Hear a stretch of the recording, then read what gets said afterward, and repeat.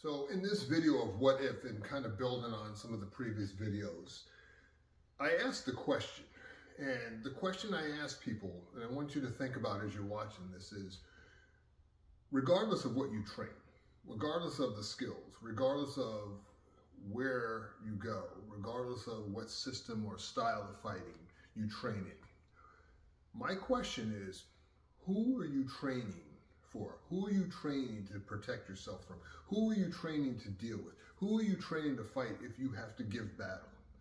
And this is an important question because I get the question all the time of what if you got to deal with a boxer, or what if you got to deal with a grappler, or what if you got to deal with a kickboxer, or whatever the case may be, or a good striker, all these different questions.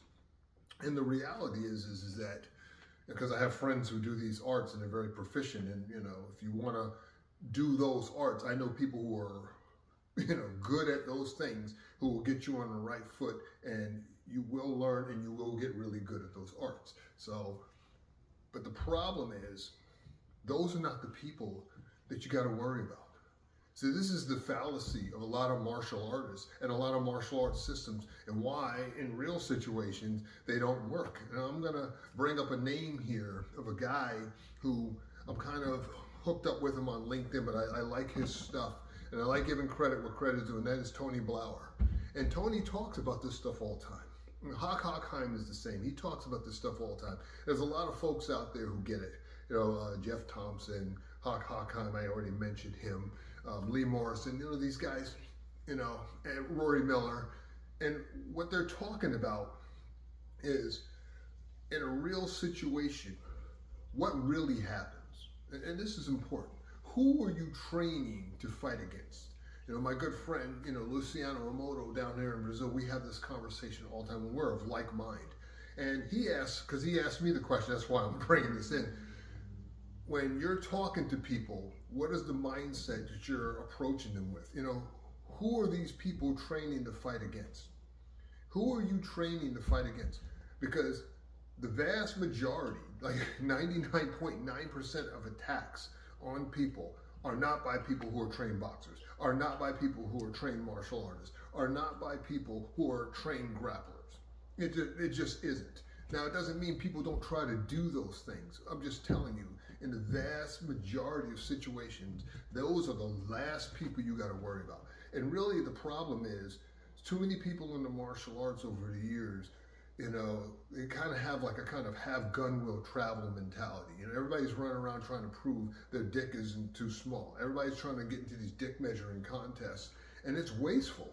And the reason is, the person who's going to stick you with a blade is not spending time in the gym learning how to throw a good punch, to learn how to throw a good kick, to learn how to do a double or single leg takedown, or learn how to do an armbar or choke you out. That's not the person. The person you're dealing with is going to sucker punch you. The person you're dealing with is going to attack you in all different kinds of ways when you're least expecting it. Or they're going to show up with their homeboys, Mumbles and Blockhead and Ray Ray and Tukey, and then it's on.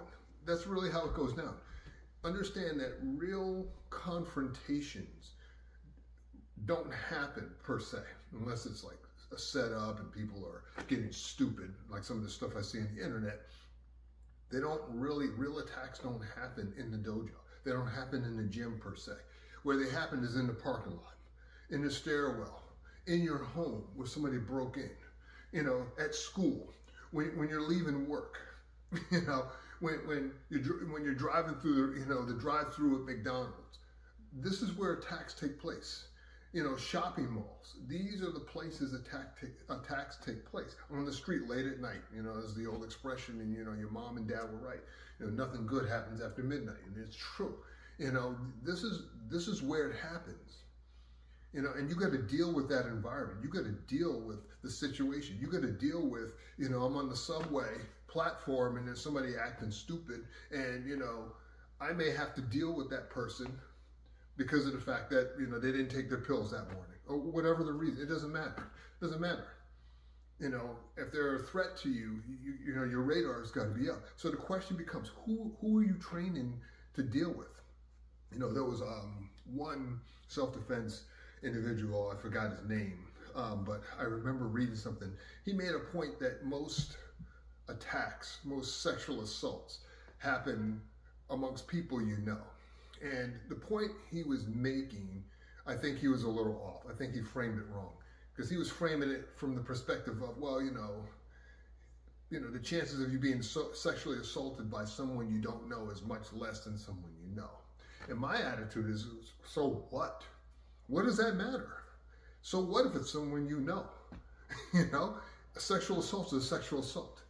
Yes, you may be less likely to maybe want to do something at first, but my attitude is hey, listen, somebody trying to sexually assault you, or somebody's just trying to assault you, I don't care if they're married to your sister.